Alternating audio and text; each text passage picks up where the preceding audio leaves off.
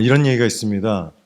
한국에만 있으면 절대로 예수님을 믿지 못할 사람들만 골라서 이민 오게 하신다는 그런 믿거나 말거나 그런 얘기가 있습니다.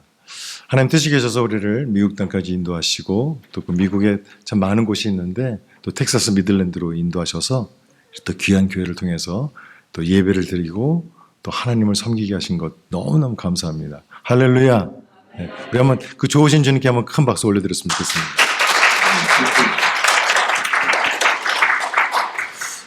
예수 그리스도의 피값으로 세워진 우리 미들랜드 한인 침례교회에서 여러분과 정말 귀한 만남을 허락해 주신 좋으신 하나님을 찬양합니다. 오늘 우리 모두는요 하나님을 예배하기 위해서 나왔습니다. 구약성의 시편에 보면 예배와 관련해서 많은 말씀들이 나오고 있는데요. 시편 100편 4절에 이런 말씀이 나옵니다. 감사함으로 그 문에 들어가며 찬송함으로 그의 궁정에 들어가서 그에게 감사하며 그의 이름을 송축할지어다.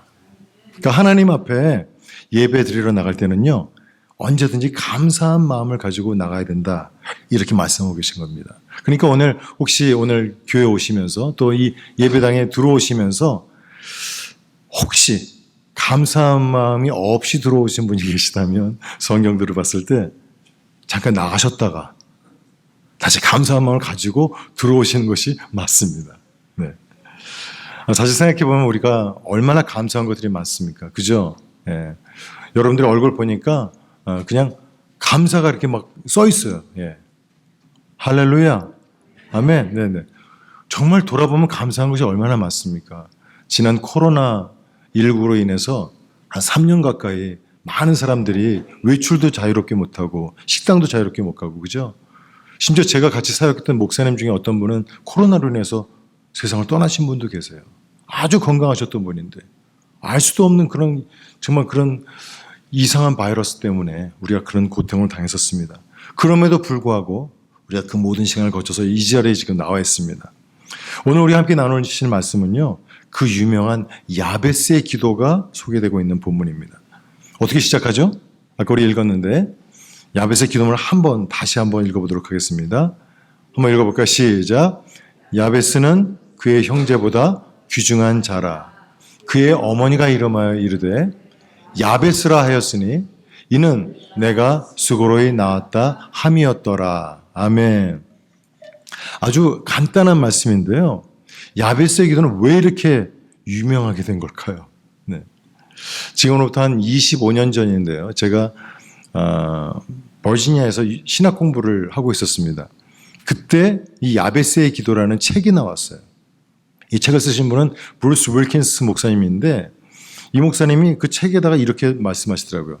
자기는 이 야베스의 기도를 지금 20년, 30년이 넘도록 계속해서 하고 있다는 거예요. 근데 더 놀라운 것은요. 그렇게 20년, 30년 넘게 야베스의 기도를 했는데 그 야베스의 기도대로 삶 가운데 놀라운 기적의 역사들이 일어나고 있다는 거였어요. 여러분 야베스의 축복이 뭘 것 같아요? 야베스의 기도는 왜 그렇게 유명해진 걸까? 한번 이 시간에 우리 한번 생각해 봤으면 좋겠습니다. 저는 이 야베스의 기도가 과연 나의 삶 가운데 어떤 연관성을 가지고 있는 것일까 생각해 보기 시작했습니다. 그러다가 제가 깜짝 놀라게 됐는데 그것은 이 야베스의 기도가 그 야베스의 기도로 끝나는 것이 아니라 바로 우리의 기도라고 하는 사실을 깨닫게 된 것입니다. 여러분, 야베스라는 이름 뜻이 뭔지 아시죠? 야베스. 무슨 뜻이죠? 네? 수고로이 나왔다? 네. 여긴 아주 수고로이 나왔다 이렇게 얘기했는데 사실 한마디로 얘기하면 고통이라는 뜻입니다. 한 어머니가 아이를 낳는데 너무 힘들게 낳은 거예요. 네. 난산 중에 난산을 한 거죠. 네. 사실 옛날에는 아이 낳다가 세상을 떠난 분들도 많았습니다. 의학기술이 지금처럼 발전되어 있지 않았었기 때문에. 그런데 여하튼 어떤 이유인지 모르겠지만 아이를 낳는 데 있어서 굉장히 어려운 일이 있었던 것 같아요. 아이가 죽을 뻔했는지 모르겠어요. 어쩌면 이 아이를 낳던 어머니가 위험 가운데 처했었는지 모르겠어요. 그런데 너무너무 힘들게 나가지고 아이 이름을 고통이라고 지은 거예요. 이름을. 야베스라는 이름 뜻은요. 고통입니다. 참 이 어머니 참 독하시죠. 어떻게 아이 이름을 고통이라고 짓습니까? 네. 제 이름은 이은수입니다. 우리 여기 한자를 좀 잘 아시는 우리 세대들이 계신 것 같은데 제 이름은 은혜 은자에 빼어날 숫자예요. 그 은혜가 아주 빼어나게 많이 있는 사람이에요. 그러니까 은혜 덩어리예요. 은혜 덩어리. 할렐루야. 예, 별로 감동이 없으시네요. 예, 제 이름이 그래서 그런지 모르겠지만 예, 보기에도 그냥 은혜가 이렇게 넘쳐나지 않습니까? 아멘. 네, 마음이 굉장히 착하신 것 같아요. 따뜻하신 분 같습니다. 감사합니다. 제 이름하고만 비교해봐도 이 야베스 고통의 이름은요 정말 부끄럽고 창피하고 수치스러운 그런 이름입니다. 그런데 놀라운 것은 고통이가 고통으로 끝나지 않았다는 거예요. 고통이가 고통으로 끝나지 않고 그 유명한 야베스의 기도를 만들어서 우리에게 알려줬고 그 야베스의 기도의 주인공이 된 것입니다. 성경에는 야베스라고 하는 이름의 동명이인들이 참 많이 나오지만 야베스의 기도를 만든 야베스는 역대상 4장 9절 10절 이 두 절밖에 안 나옵니다. 근데 저는 놀라운 것이 과연 야베스가 누구한테서 이 기도를 배우게 된 걸까라는 것이었습니다. 여러분 누구한테서 배웠을까요? 야베스가. 오늘 우리 본문 읽었습니다마는 야베스 말고 그의 어머니라고 하는 단어가 나왔습니다. 그러니까 야베스는요 그 어머니가 하루 중 어떤 시간이 되면 골방에 들어가셨는지 어떤 정해진 장소를 가셨는지 모르겠지만 하나님 앞에 엎드려서 기도하는 모습을 보았던 것 같아요. 그래서 어머니가 하나님 앞에 간절히 기도하는 드리는 그 모습을 보면서 어린 야베스는 기도를 배우게 됐고 기도의 사람이 된 것입니다. 기도를 하나씩 배우기 시작했어요. 여러분 기도하는 어머니 그러니까 생각나는 분이 있죠. 누구죠? 한나. 예, 맞아요. 사무엘상 1장에 보면 한나라고 하는 여인이 소개가 되고 있는데 한나는 결혼을 했지만 자식이 없어서 늘 하나님 앞에 기도를 드렸습니다. 어느 날이었어요. 한나는 그날도 기도를 드리고 있었는데 얼마나 처절한 기도를 드렸는지요. 여호와께 기도하면서 통곡을 하고 있었습니다. 그런데 그 기도를 옆에서 지켜보고 있던 엘리 제사장이 한나한테 이러는 겁니다. 독주를 끊어라. 아니 어떻게 술 취한 채로 와서 하나님 앞에 행패를 부리는 거냐. 왜 소란을 피우는 거냐 하면서 호통을 쳤습니다. 아마도 한나를 술 취한 여인으로 오해했던 것 같아요. 그때 한나는 울면서 말했습니다. 저는 술에 취한 여자가 아닙니다. 저는 지금 마음이 너무 슬퍼서 여호와 앞에 제 심정을 쏟아놓은 것뿐입니다. 그러자 엘리 제사장이 그 이야기를 다 듣고 나서 한나를 축복하고 기도를 해줬죠. 그 후에 한나가 임신을 해서 아이를 낳게 됐는데 그 아이 이름이 누구죠? 사무엘입니다. 네. 사무엘은요 기도의 어머니 한나가 기도해서 임신해서 낳은 아들이었습니다. 그래서 성경에 보니까 사무엘상 2장 18절에 그래서 어렸을 때 세마포 에봇을 입고 여호와 앞에서 하나님을 섬기는 아이로 자랐다 그랬습니다. 이 세마포 옷은 제사장들이 입는 옷이거든요. 그러니까 어린 그 사무엘에게 세마포 에봇을 입혀가지고 어려서부터 제사장이 훈련을 받게 했던 거예요. 그러면서 점점 더 자라가면서 여호와와 사람들에게 은총을 더욱 많이 받았다 이렇게 말씀하고 있습니다. 여러분 사무엘이 어떤 사람인지 아세요? 사무엘은요 구약 성경 사무엘서에 등장하는 유대의 예언자이자 이스라엘 역사상 가장 위대한 선지자입니다. 또한 왕이 없었던 시절, 사사기 시절이죠. 사사들이 활동을 했던 그때에 사실상 최후의 사사이기도 한 그런 사람입니다. 사무엘상 3장 1절에 이런 말씀이 있어요. 아이 사무엘이 엘리 앞에서 여호와를 섬길 때에는 여호와의 말씀이 희귀하여 이상이 흔히 보이지 않았더라. 아무도 하나님의 이상을 볼 수 없고 들을 수 없는 그 시대 가운데 사무엘이 살았는데요.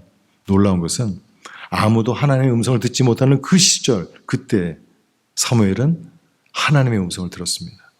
사무엘아, 사무엘아 부르시는 하나님의 음성을 그것도 3번씩이나 직접 들었던 사람이 같은 사무엘상 3장에 소개가 되고 있어요. 여러분 중요한 것은 이것입니다. 기도하는 어머니가 기도하는 아들을 만드는 거예요. 기도하는 아내가 기도하는 남편을 세워가는 줄 믿습니다. 아멘. 여러분 그렇게 되면 하나님 앞에서 사람들이 정말 마을 전체를 기도하는 마을로 변화시켜 가게 되는 줄 믿습니다. 저는 미들랜드에 우리 한인 침례교회 하나밖에 없다는 얘기를 들었어요. 예. 그런 이 지역에 한인들이 많지 않기 때문에 하나만 있는 것이 아니라 이 교회를 향하신 특별한 하나님의 뜻이 있다고 저는 믿습니다. 이 교회가 정말 하나님의 사람들이 모여서 기도하는 사람들로 정말 가득 찼을 때, 정말 이 교회가 기도의 집이 됐을 때, 이 교회로부터 시작해서 이 지역 전체가 하나님을 예배하고 하나님을 기도한, 하나님을 향해서 기도하는, 예배하는 그 예배자들이 세워지게 될 줄 믿습니다. 20여 년 전 제가 유학을 하던 시절 어느 날이었어요. 저는 그날 야베스의 기도를 드리고 있었습니다. 그런데 제가 하나님의 음성을 듣게 됩니다. 여러분, 하나님의 음성을 들어본 적 있으세요? 어떻게 말씀하시던가요? 은수, 야야야 이렇게 말씀하시나요? 만약에 이렇게 들으셨다면 그것은 100% 하나님의 음성이 아닐 수 있습니다. 하나님은 인격적인 하나님이시기 때문에 우리에게 그렇게 이상한 방법으로 하지 않으세요.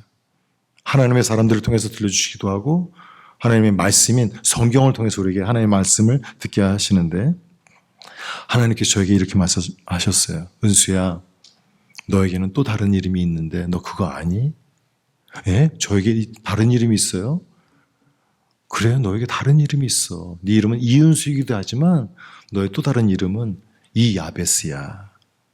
이렇게 말씀하시더라고요. 네 이름은 이고통이야. 와.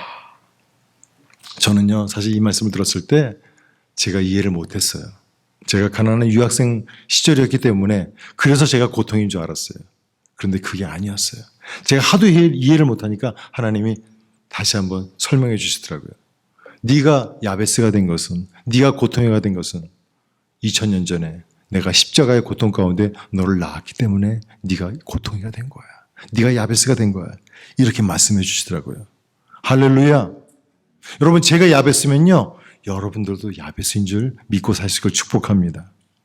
우리 모두는 영적 야베스입니다.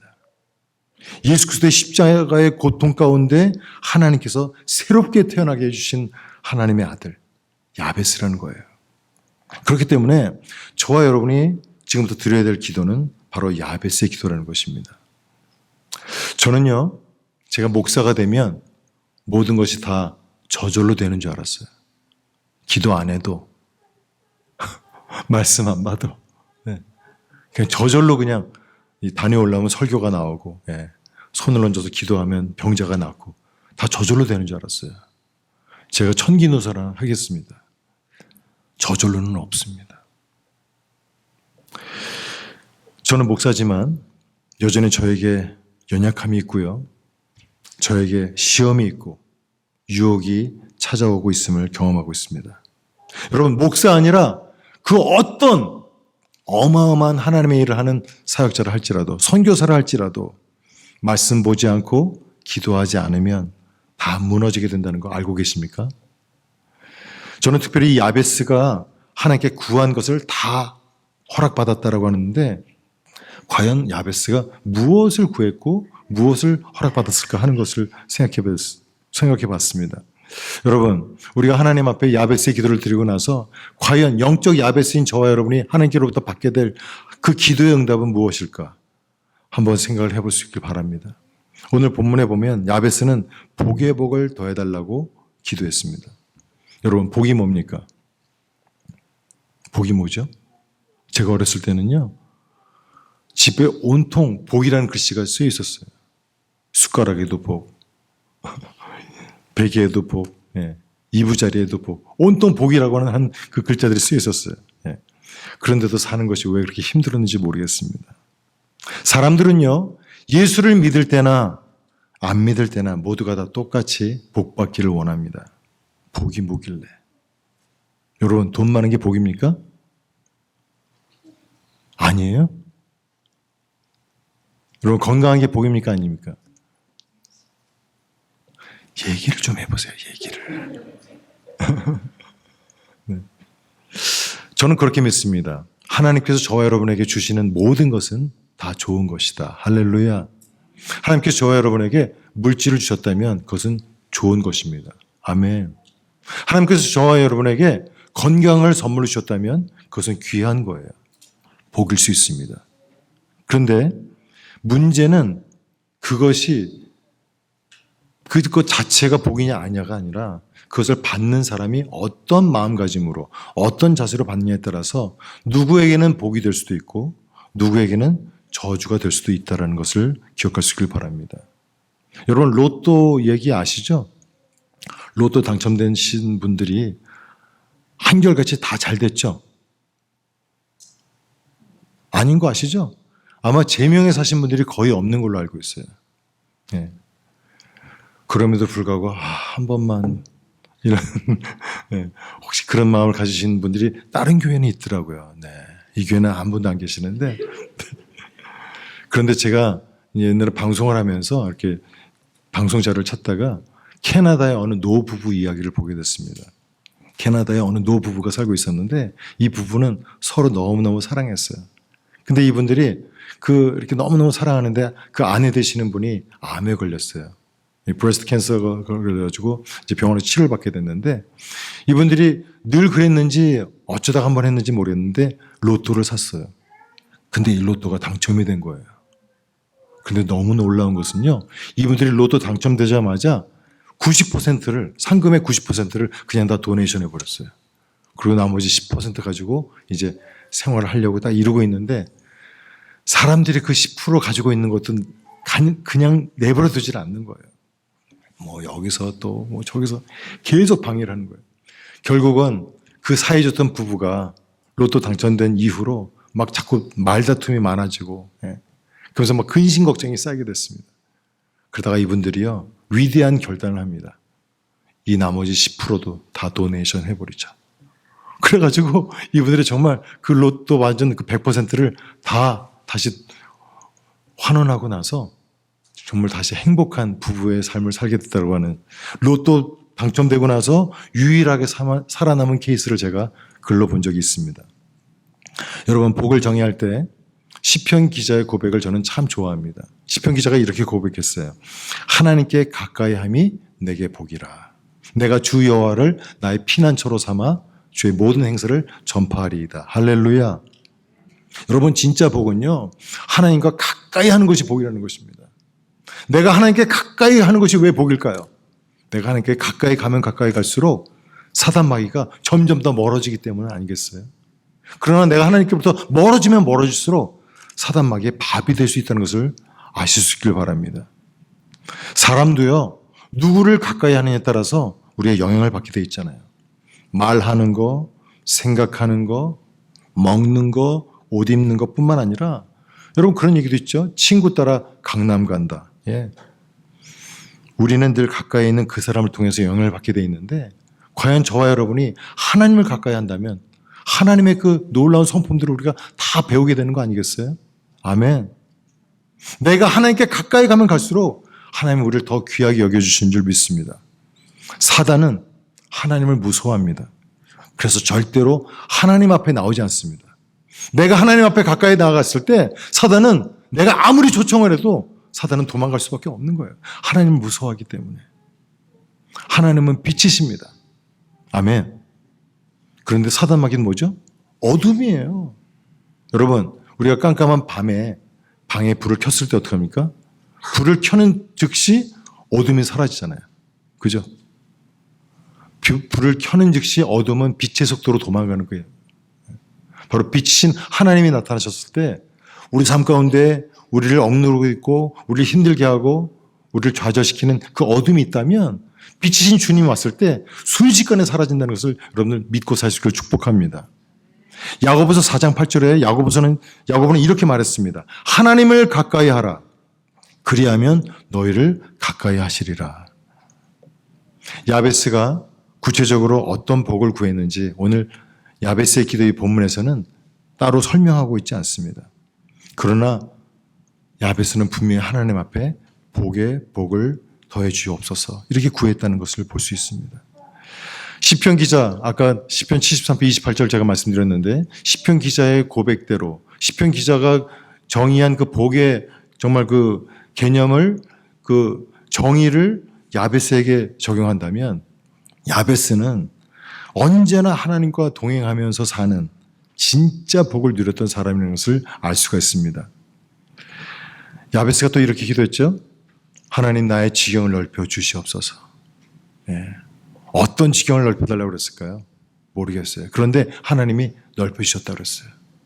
저는 저와 여러분이 영적 야베스로 하나님 앞에 나의 지경을 넓혀달라고 기도한다면 무엇보다도 사랑의 지경, 섬김의 지경, 무엇보다도 하나님을 기쁘시게 할 수 있는 믿음의 지경이 넓혀달라고 기도할 수 있기를 축복합니다. 또한 야베스는 기도했죠. 주의 손으로 나를 도와주시옵소서. 사람이 도와주면요, 꼭 탈이 나는 경우가 많더라고요. 그러니까 사람이 도와주는 것은 진짜 도움이 아닐 수 있어요. 약간의 도움은 될 수 있을지 모르겠지만, 그러니까 진짜 도움은 하나님이 도와주시는 거예요. 더 정확하게 표현한다면 하나님의 손이 우리를 도와주셔야 되는 거예요. 여러분, 하나님의 손이 어떤 손입니까? 우리 예수님의 손이 어떤 손입니까? 병든 자를 낫게 했던 그 손. 죽은 자를 살리게 했던 그 손. 정말 그 주님의 손이 나 한 번만 터치해 주시면 어떤 일이 벌어지겠어요? 우리 자녀에게 한 번만 안수해 주시면 어떤 역사가 일어나겠습니까?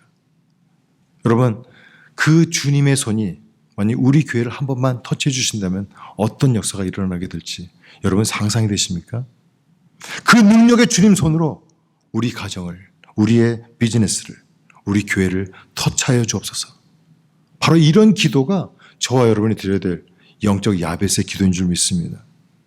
야베스는 계속해서 하나님께 기도합니다. 나로 환난을 벗어나 근심이 없게 하옵소서.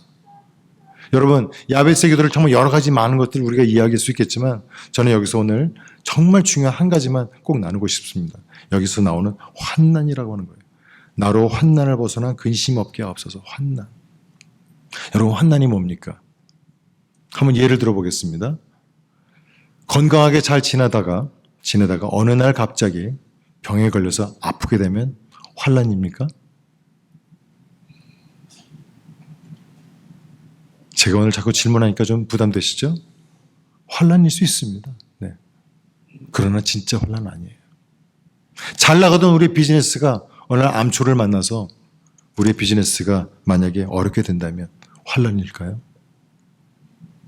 환난이라고 생각될 수도 있지만 진짜 환난은 아니라고 저는 말씀드리고 싶습니다. 왜냐하면 여러분, 진짜 환난은 뭐냐면요, 저와 여러분이 오늘 이렇게 예배당에 나와서 하나님을 찬양하고 기도하고 예배하고 은혜를 받습니다. 이렇게 큰 은혜를 받고 나서 우리가 정말 하나님의 사람으로 살아가고 있는데 오늘날 내 삶 가운데 내가 핸들할 수 없는 어떤 어려운 일이 만나게 됐을 때 하나님이 하나도 생각이 안 나고 누구한테 전화해야 되지? 어떡하지? 우왕좌왕 한다면 그게 진짜 환난 아닐까요? 어떤 교회는요, 그렇게 은혜스러운 예배를 드리고 나서 교회당을 나가서 주차장에서 차를 빼다가 거기서 다 놓고 가는 경우를 많이 봤습니다. 제가 다니던 교회 이야기예요. 한국에 있을 때. 장로님과 집사님의 차가 부닥쳤어요. 차를 빼다가. 근데 제가 알고 있던 장로님이 아니셨어요. 제가 존경하던 그 집사님이 아니시더라고요. 어떤 두 괴물이 싸우는 걸 제가 봤어요.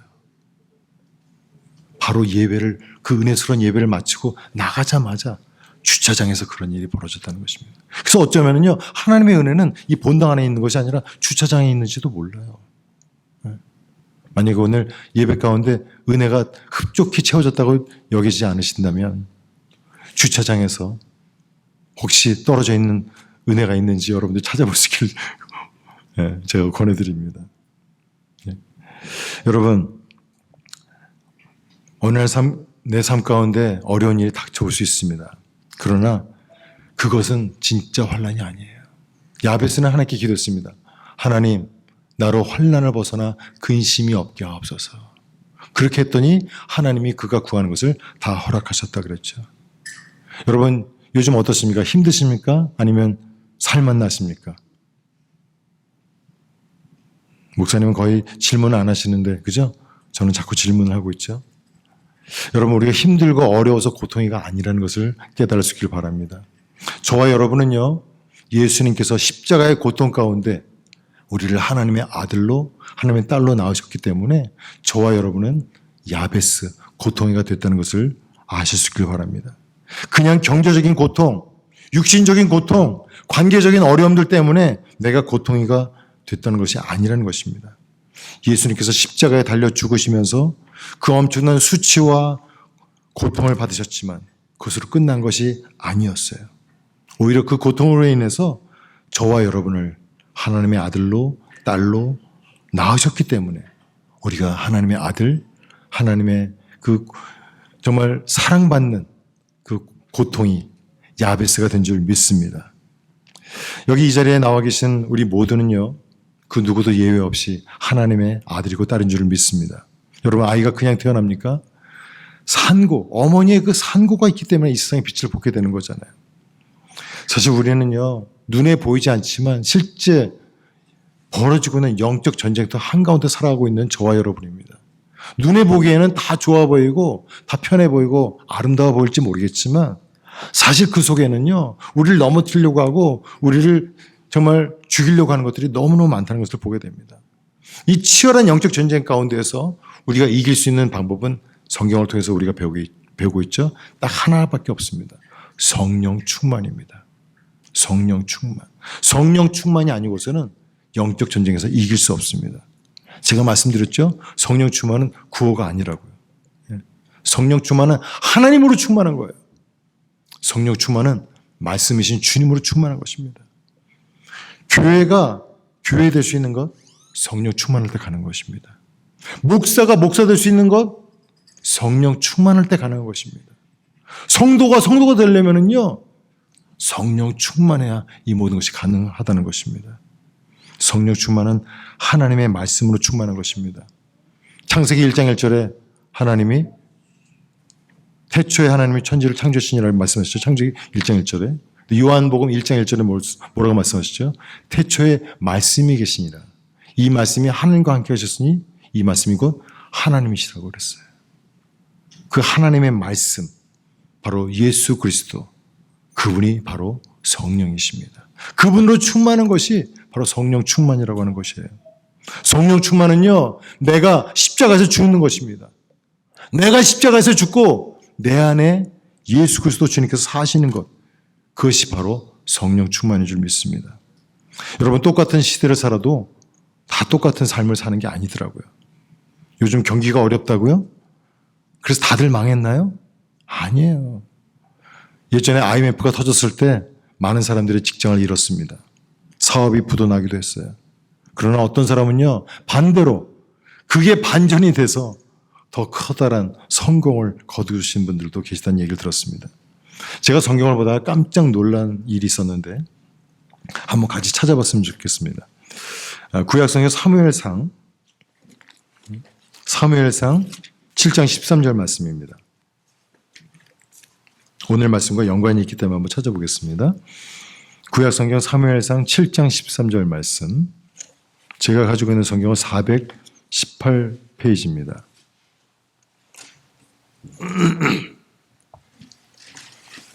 다 찾으셨나요? 세상에서 가장 아름다운 소리 중에 하나가 성경책 넘기는 소리인 줄 믿습니다. 아멘. 네, 한번 같이 읽겠습니다. 시작. 이에 블레셋 사람들이 굴복하여 다시는 이스라엘 지역 안에 들어오지 못하였으며 야훼의 손이 사무엘이 사는 날 동안에 블레셋 사람을 막으심에 그랬어요. 사무엘이 사는 날 동안, 사무엘이 사는 그 평생 동안 여호와의 손이 블레셋 사람들을 그 모든 공격으로부터 막아주셨다. 하나님이 막아주셨다고 말씀하셨어요. 하나님의 철저한 보호하심을 받았던 사무엘 이야기죠. 그런데 똑같은 시대를 살았는데 전혀 다른 삶을 살은 한 사람을 또 보겠습니다. 그 뒤에 14장 52절 끝절입니다.